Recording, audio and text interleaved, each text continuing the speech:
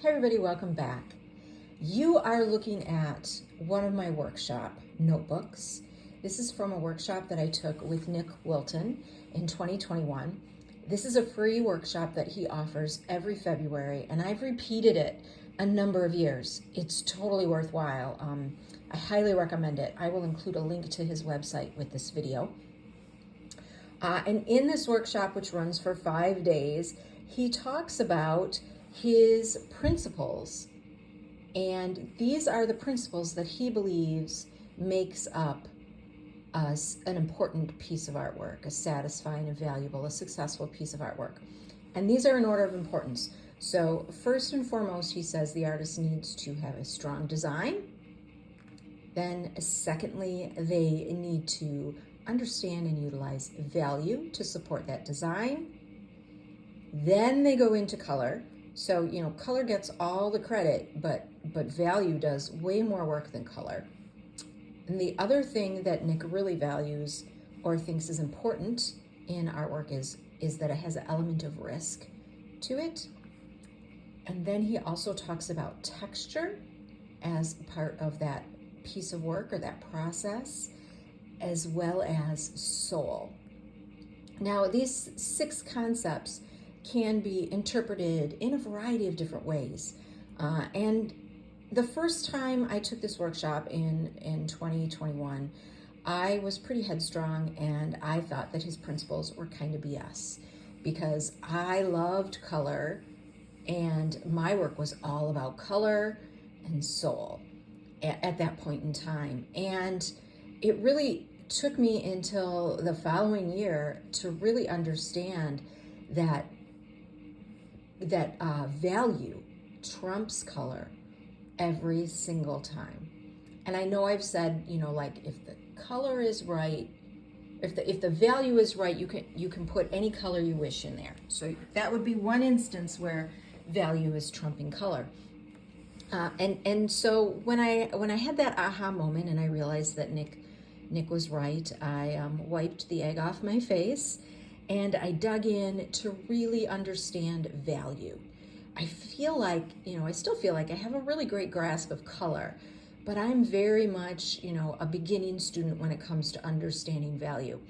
And that was when I began to look at the colors in my palette and think about them as how they fit inside a 5-step value range, and began thinking about the mixtures from those colors relative to a 5-step value range.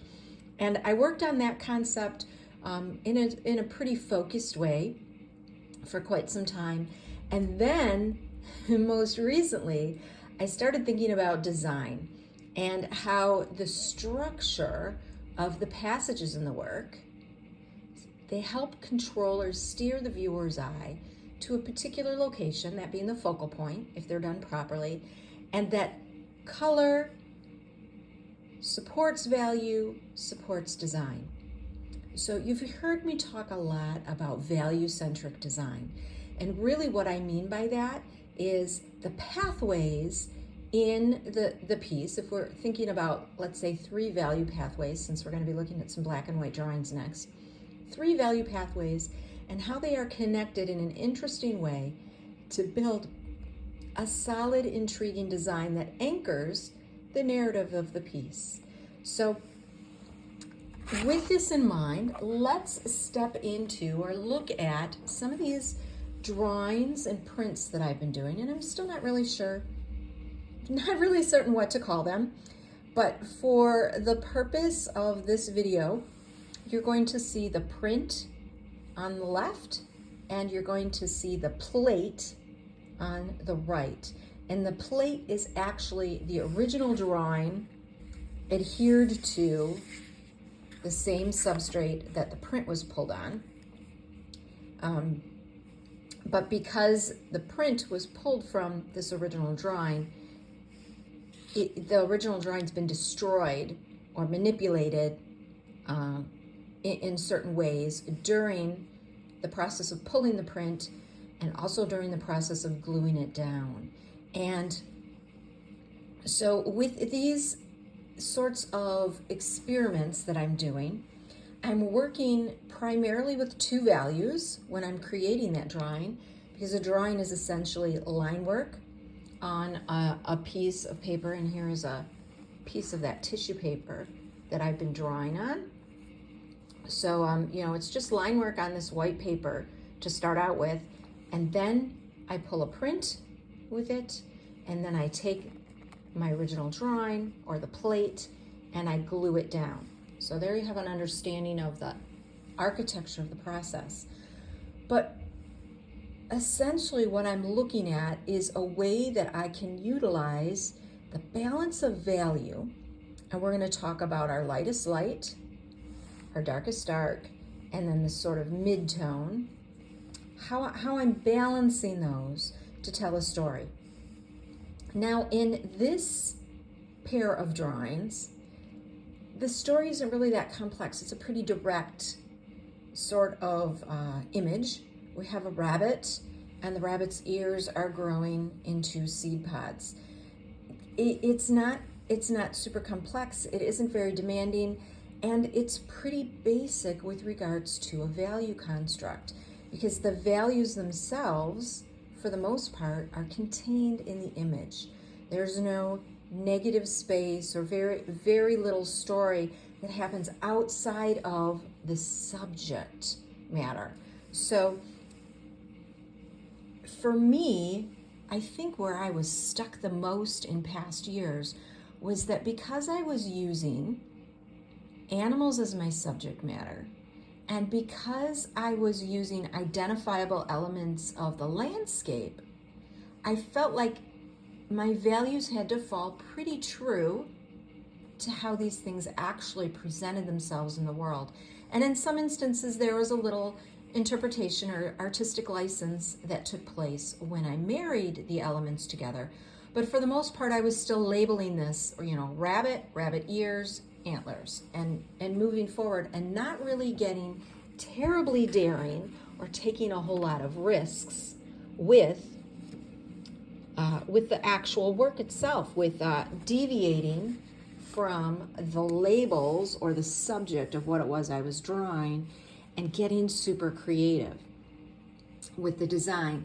And that's where I feel that these more complex drawings really come in and help me to more successfully explore this relationship. Because what's happening in these, and we've got our print here and our plate over here, and I actually think these are both done, is that there's even more artistic license that's happening with the abstraction or marriage, overlapping, collision of my elements. But then I'm also really able to visually pick out or construct a pillar of darker value that isn't necessarily specific or isolated just to a singular subject. It helps carry this dark shape here in the middle of this painting. It's an armature upon which the rest of the line work sits. And like this lighter valued space here with faint, delicate marks is a nice echo of what's happening over here. And this mid value here has a little mid value shape right here, and it also has some over here. And my dark is mostly centrally focused. And my dark also happens in this piece to be around the mouth and the nose and the eyes here. And this edge of the fox's ear creates an important triangle or an anchor that helps to circle the viewer's eye back and forth. And the way this darkness, this value, starts out dark here and becomes lighter as it travels upward, also helps to send the viewer's eye to my focal point. So, and while this plate over here is essentially the same drawing or the same design, it started out in the same design as this print, in the process of responding to it and altering it in and of itself, it's grown a completely different type of value relationship between the various elements of the design.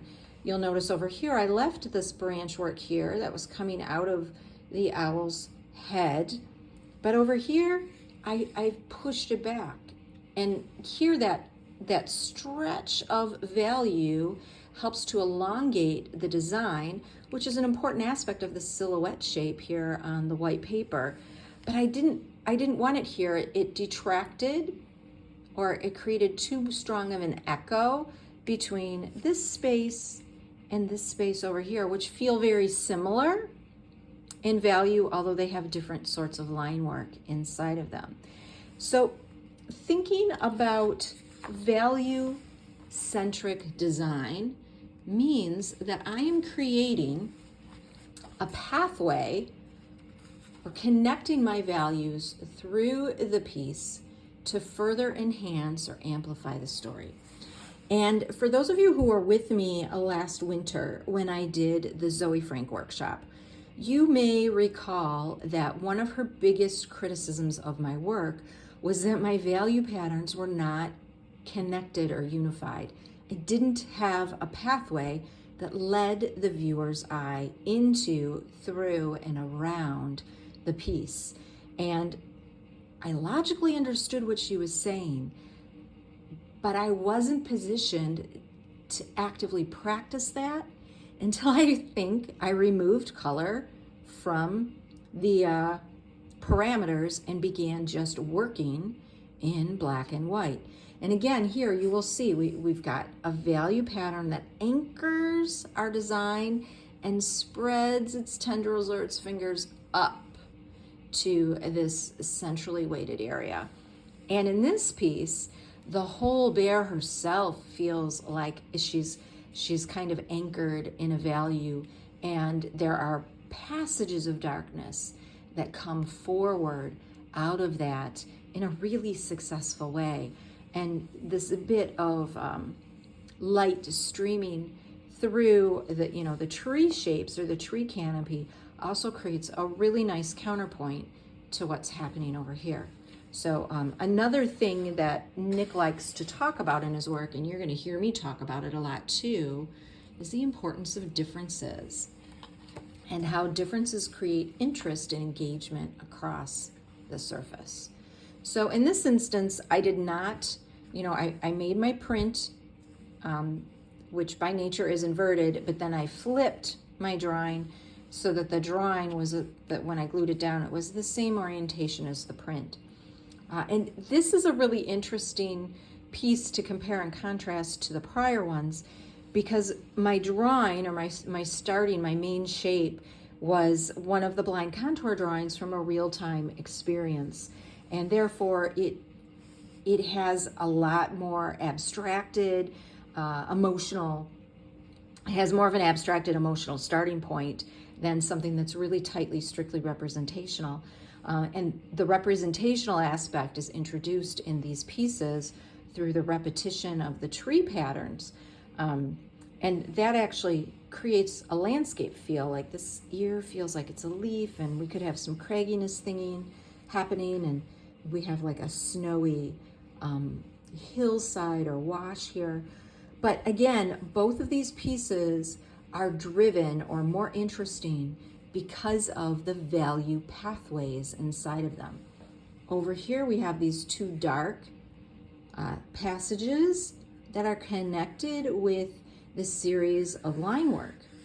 And this series of line work, of vertical line work, is lightly echoed here. We have a difference, right? And we also have a difference of it up here. And in between those, we have these sort of really fragile, delicate, sweeping lines that carry us from the top to the bottom. And here, there's a lot more mid-values. This piece feels softer because it doesn't have that stricter white to black, or lightest light to darkest dark relationship that this one has.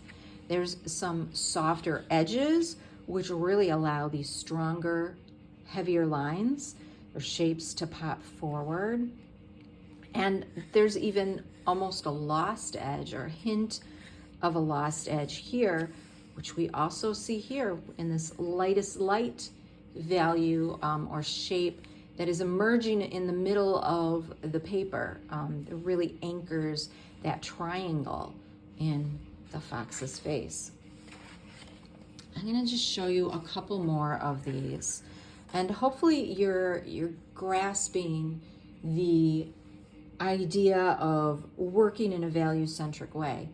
And I've got this one here to show you, once that yellow is popped in, how completely different the piece feels.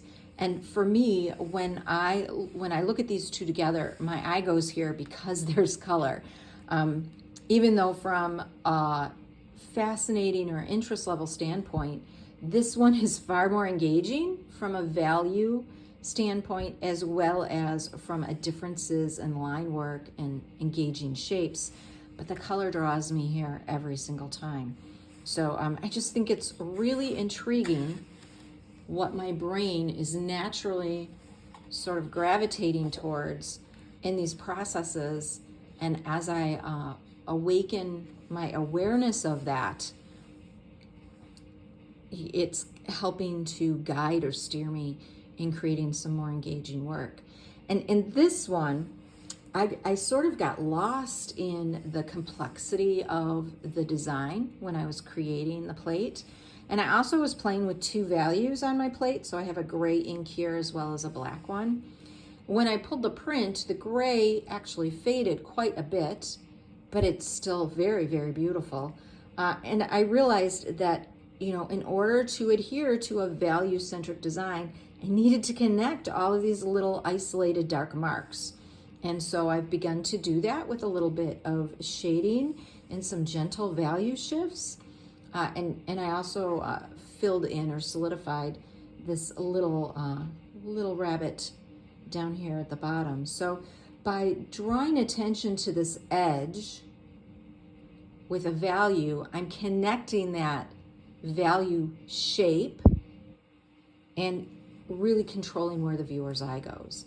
And then with this concentration of darker value here down in the bottom edge, what that does is it creates or establishes a starting point for that movement upwards. This rabbit is leaning in. There is some trees or branch work that's paralleling or continuing that lean or the body language, and it carries us up, and then this little bit of foliage draping down carries us back down, and the values in the way the values are used inside the design really enhance this piece and make this one far more successful than this one, because as you can tell, my values are piecemeal. They're interesting and I love this, but there's no connection between all of the noise. This piece is a lot of loud conversations, as Nick Wilton would say. This is a singular loud conversation in a room full of murmurs. And this is a far more successful approach to telling your story than all of the loud conversations. And these are a couple that I did this morning. So again, my images are inverted or the inverse of each other. And it's really interesting. The mirroring is something else that I'm fascinated with, but the softness of how this value is filled in versus the, there's a little bit more noise in this one. Noise with regards to interruption, not noise with regards to volume. There's a lot of little lighter pockets in here, and my darkest darks are actually up in the sunflowers. So there really isn't a value story here other than concentration and floated free ones, whereas here that value story is starting to coalesce and it's beginning to build a narrative about the fox. And then I'm going to show you this last one here where I am trying to introduce color. And I'm not really pleased with how neon this pink turned out, but it's a starting point. And again, thinking about my value pattern, my value design, value-centric design. My value-centric design is created a zigzag across the piece. And that zigzag carries the viewer's eye up and down, sort of like in a swinging motion, back and forth. And it's more obvious here than it is here, even though they're the same designs, because my values here are darker. And they also feel more connected than my values over here do at this point. So responding to this sort of seesaw or zigzag linearity or structure is really exciting, and this piece is going to come out with a rhythm to it that this one doesn't quite have yet. But what I do see in this one, I see this pink here, and I think that the pink is actually going to become the story here, less so the zigzag, but really play up this pink area here, and perhaps I fill the cavity or the shape or the lower portion of this piece with some color, and see how that impacts the value-based conversation that's happening here. I'll really have a nice compare and contrast with this when I'm done. So also I hope that you can see in this capacity how, let me shift this over here, how I'm using the series of drawings to explore related ideas and help me deepen my understanding. So I didn't just take the drawing process as a one-off and go with that. Really what I'm trying to do is link the ideas, the problems that I'm trying to solve, all my what ifs. I'm gonna link them together cohesively by doing one drawing and then responding to it and doing another. And with that in mind, what I want to share with you is you're looking at the mock-up of Sunflower here. I'll bring her up. So this is the Procreate design for this particular piece. But what I want to show you is how this painting or this design actually came to be. And I'm going to show you the evolution of this concept through the time-lapse replay of how she built it up. And one of the things that I'm thinking about right now, yeah, you don't see a fox there. I'm working from a prior painting. I had a vision of this painting with sunflowers, and I wasn't really certain. Originally I thought it was going to be a long, narrow piece, and you can see I'm playing here with the sunflower photo and how do I go about marrying it with the grayscale that I created of the horse painting. And I'm just playing with all sorts of ideas. And ultimately I got to a point where it went by quickly, but you saw just the horse's head, and then I placed a larger sunflower around her head, and I realized that truly was not working. And the second that I let the horse become something else, and I brought this little fox in, here, this lighter area here in the sunflower section is actually the sunflower that was around the horse's head. The piece really changed. And I realized that this idea of using the Procreate resource process itself as a gateway to exploring multiple ideas, right here, I was hoping it would pause it for me. At the onset of this one, I'm not even thinking about the bear. I'm playing with images of snow-covered trees and trying to interrupt and overlap them and create something engaging. Then the bear comes in. And at multiple times during this process, I stopped and I exported an image, and that image then becomes or gives me, let's go back here, let's go to photos. This image gives me the opportunity, you can see all of these different images that I exported during that time frame of working on that particular piece. It gives me the opportunity to now take stopping points or pauses in the creation of the Procreate image, or the image where I ended up, but explore it from various points during the making of that image. And it also gives me the opportunity to really play with what ifs. So many different what ifs. You know, what if I inserted an isolated butterfly? What if I had, at one point, I had a strip of abstracted landscape here? What if I create or overlay sky holes into the bear's fur? I'm beginning to do some connective thinking or associative thinking that enables me to see that, you know, some passages of fur feel very related to branch work in trees. Like, I'm literally seeing that connection here. That's a difference that I can leverage for value-centric design enhancements as I'm working on my pieces. And also playing with manipulating and stretching and layering and blocking out, masking out, putting it back in. You can see here I used a branch as a means of connecting that darker paw into the fur of the bear, and make it feel like it's integrated, yet it also feels seamless. So I'm learning a lot in the process of orchestrating or structuring these digital starts before I even begin to create the drawings that I'm going to use to pull plates from. And you can see here I've actually printed this one out, and I think I'm going to go into this one with some gouache and or maybe some white construction paper and some black construction paper, and simplify it a little. I feel like some of these passages are just too busy, and part of a strong design is that you have resting places as well as places that engage the viewer's eye. So there you have it.